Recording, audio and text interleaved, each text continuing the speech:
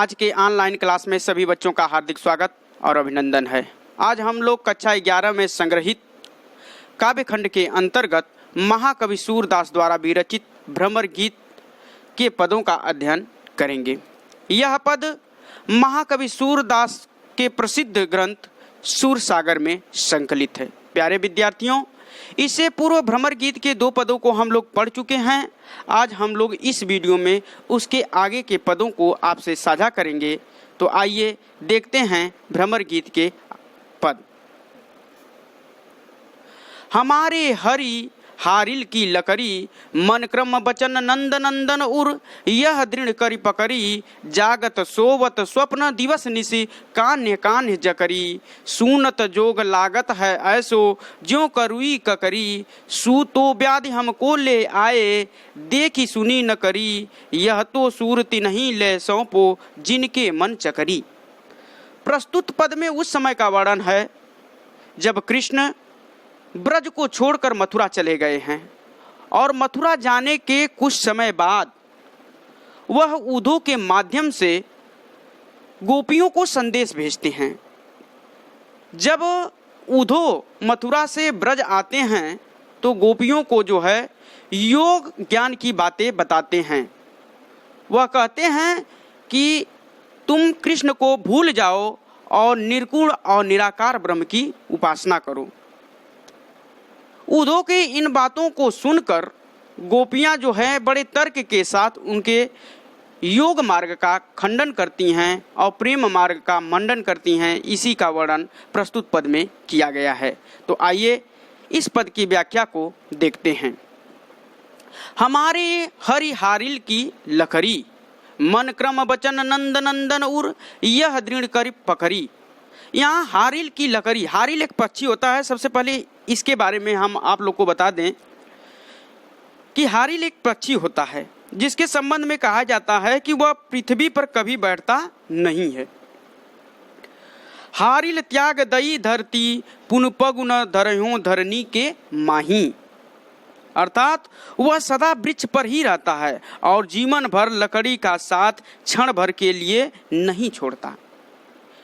पानी पीने के लिए वृक्ष से चोंच द्वारा तोड़कर लाई हुई किसी सूखी लकड़ी पर बैठकर अपने तृष्णा को, अपने प्यास को शांत करता है। तो गोपियां इसमें कहती हैं कि हमारे हरि हारिल की लकड़ी। गोपियां उधो से कहती हैं कि हे उधो, श्री कृष्ण हमारे लिए हारिल पक्षी की लकड़ी के समान हैं। मन क्रम वचन नंद नंदन उर, यह दृढ़ करी पकड़ी। नंद नंदन, यहाँ नंद नंदन का अर्थ होगा नंद के पुत्र अर्थात श्री कृष्ण। उर माने हृदय में। कहीं जिस प्रकार हारिल पक्षी अपने पंजों में हर समय लकड़ी दबाए रहता है अर्थात उसका साथ नहीं छोड़ता, उसी प्रकार नंद जी के पुत्र अर्थात श्री कृष्ण को हमने अपने हृदय में मन, वचन और कर्म के साथ धारण कर लिया है। जागत सोवत दिवस निशि, कान्य कान्य जकरी। कह रहे गोपियां उधो से कह रही हैं अब तो हम जागते सोते स्वप्न में, दिवस निशि दिन और रात में, कान्य कान्य जकरी कान्हा कान्हा की हट पकड़े रहती हैं। अर्थात उनके कहने का भाव यह है कि हम चाहे चेतन अवस्था में रहें चाहे अचेतन अवस्था में रहें, हर समय जो है कृष्ण के नाम का जाप करती रहती हैं। सुनत जोग लागत है ऐसो, जो करुई ककरी। हे उधो, जो आप यह ज्ञान की बातें बता रहे हैं, जो यह ज्ञान की बातें हम सबको समझा रहे हैं, यह बातें हमें जो है करुई ककरी के समान लग रही है। अर्थात जिस प्रकार कड़वी ककड़ी चखते ही मुख कड़वा हो जाता है, उसे और खाने की इच्छा नहीं रहती, उसी प्रकार आपका योग संबंधी जो यह बातें बता रहे हैं, यह योग संबंधी बातें पर चर्चा करना हमारे लिए असहाय हो गया है। सू तो व्याधि हमको ले आए, देखी सुनी न करी। आगे जो है गोपियां उद्धव से कहती हैं कि हे उद्धव जी, आप तो हमारे लिए एक ऐसी बीमारी, योग रूपी एक ऐसी बीमारी ले आए हैं जो न तो हमने कभी देखी, न तो कभी सुनी, और न ही यह बीमारी हमें कभी हुई है। यह तो सूरती नहीं ले सौंपो, जिनके मन चकरी। सूरदास जी कहते हैं कि गोपियां कहती हैं कि हे उद्धव, इस जिस बीमारी को तुम लेकर आए हो, इस बीमारी को उन्हीं को ले जाकर सौंप दो जिनका मन चलायमान रहता। चक्री माने चंचल है, जिनका मन क्या है, चंचल है। इस योग की शिक्षा को, ये इस योग रूपी बीमारी को उन्हीं को ले जाकर सौंप दो। अर्थात गोपियों के कहने का आशय यह है कि योग साधना उनके लिए आवश्यक नहीं है। योग साधना की आवश्यकता उनके लिए होती है जिनका मन चंचल होता है। हमने तो प्रभु श्री कृष्ण के स्मरण में चित्त को स्थिर कर दिया है। प्यारे बच्चों, एक बार और देखेंगे इसकी व्याख्या को। हमारे हरिहारिल की लकड़ी, मन क्रम बचन नंद नंदन उर, यह दृढ़ कर पकड़ी। गोपियां उद्धव से कहती हैं कि हे उद्धव, श्री कृष्ण हमारे लिए हारिल पक्षी की लकड़ी के समान हैं। जिस प्रकार हारिल पक्षी अपने पंजों में हर समय लकड़ी को दबाए रखता है, अर्थात उसका साथ नहीं छोड़ता, उसी प्रकार नंद जी के पुत्र अर्थात श्री कृष्ण को हमने अपने हृदय में मन, वचन और कर्म से धारण कर लिया है। जागत सोवत स्वप्न दिवस निशिकान्य कान्य जकरी। अब तो हम जागते सोते स्वप्न में दिन रात कान्हा कान्हा की हट पकड़े रहती हैं। अर्थात अब हम हर चेतन अचेतन अवस्था में कृष्ण कृष्ण जपती रहती हैं। इसलिए आप जो यह योग की बातें बता रहे हैं, आप जो यह निर्गुण निराकार ब्रह्म के बारे में बता रहे हैं, यह बातें हमें समझ में नहीं आती हैं। सुनत जोग लागत है ऐसो, ज्यों करुई ककरी। आगे जो है गोपियां उद्धव से कहती हैं कि हे उद्धव, आप जिस योग पर चर्चा कर रहे हैं वह योग जो है कड़वी ककड़ी के समान लगती है। अर्थात जिस प्रकार कड़वी ककड़ी चखते ही मुख क्या हो जाता है, कड़वा हो जाता है और फिर खाने की इच्छा नहीं रहती, उसी प्रकार आप जो यह योग की बातें बता रहे हैं, यह योग की बातें उसी प्रकार जो है हमारे लिए असहाय हैं, यह हमसे सहन नहीं होते। सू तो व्याधि हमको ले आए, देखी सुनी न करी। आगे जो है गोपियां उद्धव से कहती हैं कि हे उद्धव, आपने जो यह योग रूपी बीमारी लेकर आए हैं, इस बीमारी को अब तक हम लोगों ने न देखा था, न सुना था, न ऐसी बीमारी अब तक हम लोगों को में किसी को हुआ था। यह तो सूरती नहीं ले सौंपो, जिनके मन चकरी। आगे जो गोपियां कहती हैं कि यह योग रूपी बीमारी तो आप उन्हें ही ले जाकर सौंप दीजिए जिनके मन चंचल हैं। चकरी माने चंचल हैं या चलायमान हैं। अर्थात गोपियों के कहने का आशय यह है कि योग साधना उनके लिए आवश्यक होती है जिनका मन चंचल होता है। हमने तो प्रभु श्री कृष्ण के स्मरण में अपने हृदय को स्थिर कर लिया है, इसलिए हमें जो है आपके इस योग रूपी बीमारी की कोई आवश्यकता नहीं है। जो आप निर्गुण और निराकार ब्रह्म के बारे में बता रहे हैं, हमें उसकी कोई आवश्यकता नहीं है। प्यारे बच्चों, अब इसके हम काव्य सौंदर्य को देखेंगे। प्रस्तुत पद में सूरदास जी ने ज्ञान योग पर भक्ति योग की प्रधानता का वर्णन किया है। इसमें जो भाषा है वह ब्रज भाषा है और सूरदास जी ने हारिल पक्षी के माध्यम से बड़े तार्किक ढंग से गोपियां जो है अपनी बात जो है उद्धव से प्रकट करती हैं, बड़े ही मार्मिक ढंग से महाकवि सूरदास जी ने इसमें प्रस्तुत किया है। भाषा ब्रज भाषा है, वियोग श्रृंगार रस है या विप्लम्ब श्रृंगार रस है, क्योंकि श्री कृष्ण ब्रज को छोड़कर मथुरा चले गए हैं और वहां से अपने संदेश को भेजा है।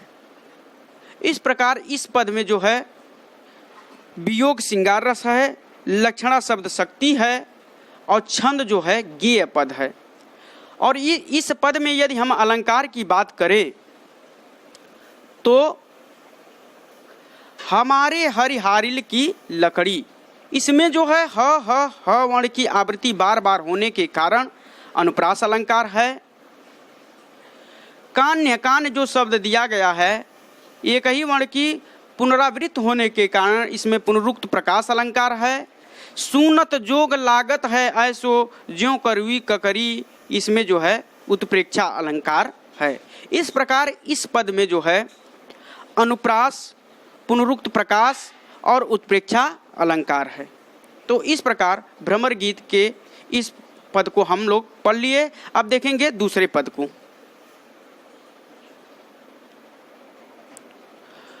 ऊधो जोग जोग हम नाही, अबला सार ज्ञान कह जाने कैसे ध्यान धराही, तेहि मुदन नयन कहत हो हरि मूरत जिन माही, ऐसी कथा कपट की मधुकर हम ते सुनी न जाही, श्रमण चीर सिर जटा बधाऊं यह दुख कौन समाही, चंदन तजी अंग भस्म बतावत बिरह अनल अति दाही, जोगी भ्रमत जाही लगी भूले सो तव है अपमाही, सूर श्याम ते न्यारी न पलछिन ज्यों घट ते परछाही। प्रस्तुत जो पद दिया गया इसमें उस समय का वर्णन है जब मथुरा से ब्रज को उधो आते हैं तो गोपियां जो है उनसे जो उधो जो है योग मार्ग की जो बातें बता रहे हैं, योग साधना की जो बातें गोपियों को उधो बता रहे हैं, उसमें आने वाले कठिनाई का वर्णन गोपियों ने किया है। इसी प्रसंग में गोपियां यह भी कहती हैं कि योग साधना उनके लिए उपयुक्त नहीं है। इसी का वर्णन महाकवि सूरदास जी ने इस पद में किया है। तो प्यारे बच्चों, आइए देखते हैं इसकी व्याख्या को। ऊधो जोग जोग हम नाही, अबला सार ज्ञान कहे जाने कैसे ध्यान धराही। गोपियां ऊधो से कहती हैं कि हे ऊधो, हम सब अबलाएं योग साधना के योग्य नहीं हैं। गोपियां ऊधो से कहती हैं कि हे ऊधो, आप जो यह योग साधना की बातें बता रहे हैं, हम सब गोपियां उस योग साधना के योग्य नहीं हैं। अबला सार ज्ञान कह जाने कैसे ध्यान धराही। तुम जिस निराकार और निर्गुण ब्रह्म का उपदेश दे रहे हो, गोपियां कहती हैं कि हे ऊधो, तुम जिस निराकार और निर्गुण ब्रह्म का उपदेश दे रहे हो, हम उसका ध्यान कैसे करें। तेहि मुदन नयन कहत हो हरि मूरत जिन माही। कह रहे हैं कि आप उस निराकार और निर्गुण ब्रह्म का उपदेश दे रहे हैं और कह रहे हैं कि अपने आंखों को मूंद कर उसका स्मरण करें। तेहि मुदन नयन कहत हो हरि मूरत जिन माही। हे ऊधो, तुम हमसे उन नेत्रों को बंद करने को कहते हो जिन नेत्रों में भगवान श्री कृष्ण की मूर्ति निवास कर रही है। ऐसी कथा कपट की मधुकर हम ते सुनी न जाही। हम छल प्रपंच से भरी हुई योग की ऐसी कहानी सुनने में हे ऊधो जी असमर्थ हैं। श्रमण चीर सिर जटा बधायूं यह दुख कौन समाही। आगे जो है गोपियां ऊधो से कहती हैं कि योग साधना के लिए तुम योगियों के समान हमसे भी कानों को चिरवाने और सिर पर जटाएं बांधने के लिए कहते हो। चंदन तज अंग भस्म बतावत बिरह अनल अतिदाही। तुम शीतल चंदन का त्याग कर अंगों पर भस्म अर्थात राख लगाने के लिए कहते हो। इससे तो शरीर की तपन और अधिक बढ़ जाएगी। जोगी भ्रमत जाहि लगे भूले सो तव है अपमाही। आगे जो है गोपियां उद्धव से कहती हैं कि योगी जन जिन ब्रह्म को पाने के लिए, जिस ब्रह्म को प्राप्त करने की आशा में इधर उधर भटकते रहते हैं, वह ब्रह्म तो हमारे भीतर ही निवास करता है। जोगी भ्रमत जाहि लग भूले। कह रहे हैं कि जो जोगी लोग हैं, जो योगी लोग हैं, जो योग के साधना के मार्ग पर चलकर ईश्वर को प्राप्त करने के लिए इधर उधर भटक रहे हैं, वह लोग इस बात से अवगत नहीं हैं कि वह ब्रह्म तो हमारे भीतर ही निवास करता है। सूर श्याम ते न्यारी न पल छिन, ज्यों घट ते परछाही। सूरदास जी कहते हैं कि गोपियां कहती हैं कि हे उद्धव, जिस प्रकार शरीर से छाया अलग नहीं हो सकती, जिस प्रकार शरीर से उसकी परछाई अलग नहीं हो सकती, उसी प्रकार हम अपने आराध्य श्री कृष्ण से अलग नहीं हो सकती। प्यारे बच्चों, एक बार और देखेंगे इसकी व्याख्या को। ऊधो जोग जोग हम नाही, अबला सार ज्ञान कह जाने कैसे ध्यान धराही। गोपियां उद्धव से कहती हैं कि हे उद्धव, हम अबलाएं योग साधना के योग्य नहीं हैं। जो आप योग की बातें बता रहे हैं, उस योग के बातों के लिए, उस योग साधना के लिए हम सब गोपियां योग्य नहीं हैं। अबला सार ज्ञान कह जाने कैसे ध्यान धराही। तुम जिस निराकार और निर्गुण ब्रह्म का उपदेश दे रहे हो, हम सब उसका ध्यान कैसे करें। ते मुदन नयन कहत हो, हरि मूर्त जिन माही। हे उद्धव, तुम हमसे उस नेत्रों को बंद करने को कहते हो जिस नेत्रों में भगवान श्री कृष्ण की मूर्ति निवास करती है। जिस नेत्र में भगवान श्री कृष्ण सदैव विराजमान रहते हैं, उसी नेत्र को आप बंद करने के लिए हमसे कह रहे हैं। ऐसी कथा कपट की मधुकर हमते सुनी न जाही। मधुकर यहाँ जो है उद्धव के लिए आया है। गोपियां कहती हैं कि हे उद्धव, हम छल प्रपंच से भरी हुई योग की ऐसी कहानी सुनने में असमर्थ हैं। श्रमण चीर सिर जटा बदाही, यह दुख कौन समाही। करें योग साधना के लिए तुम योगियों के समान हमसे भी कानों को चिरवाने और सिर पर जटाएं बांधने के लिए कहते हो, यह हमारे लिए संभव नहीं है। चंदन तजी अंग भस्म बतावत, बिरह अनल अतिदाही। आगे गोपियां उद्धव से कहती हैं कि हे उद्धव जी, तुम जिस चंदन रूपी कृष्ण का त्याग करके अंग पर भस्म रूपी